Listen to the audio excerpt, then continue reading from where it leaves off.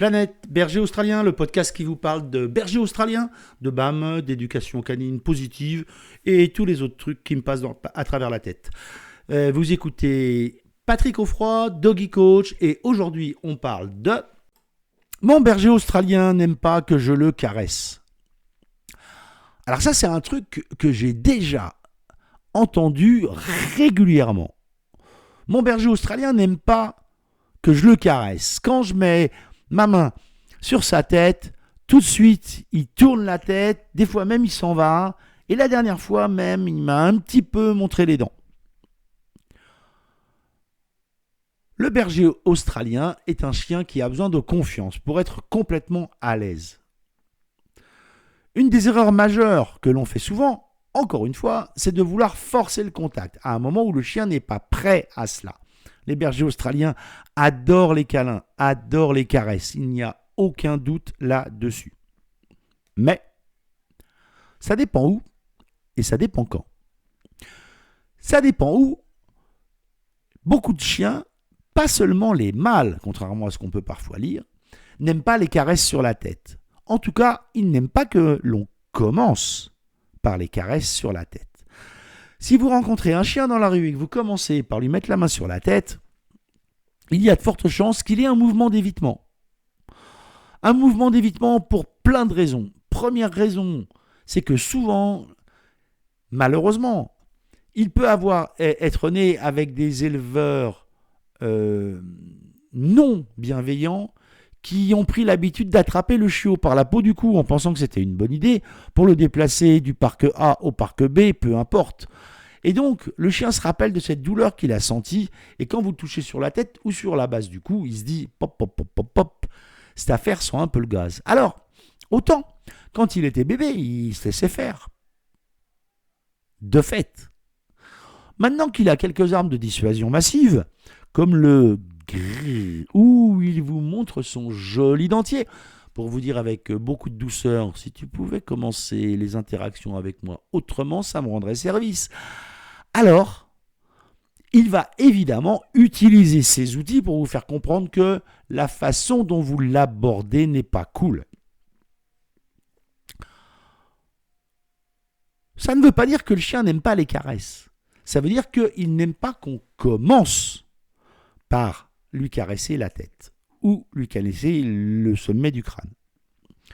Mon conseil est le suivant, et il devrait être appliqué pour tout le monde. Il devrait être enseigné dans les écoles, dans les maisons de retraite. Il devrait être expliqué partout.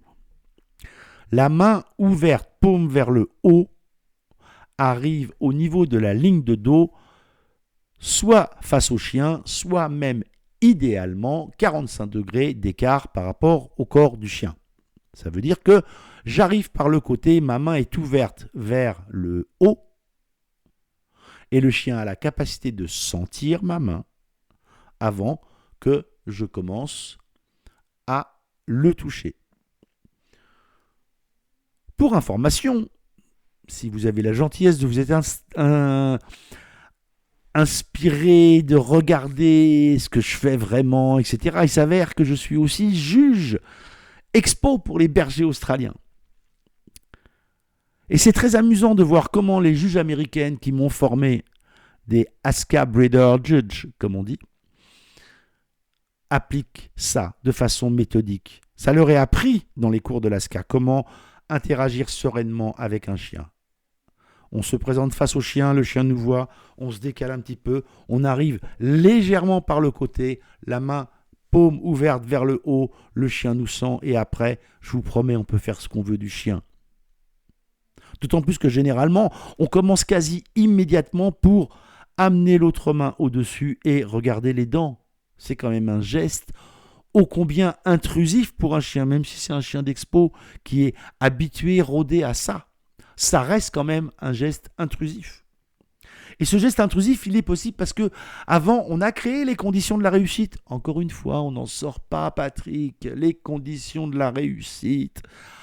Et donc, c'est comme ça que je vais pouvoir interagir avec ce chien. J'interagis comme ça avec le chien, je le gratouille un petit peu sous le menton, ou je le gratouille au niveau du cou.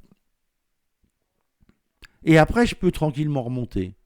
Et là, oui, il va accepter que je le caresse sur le sommet du crâne parce que je ne commence pas par le gratter au sommet du crâne.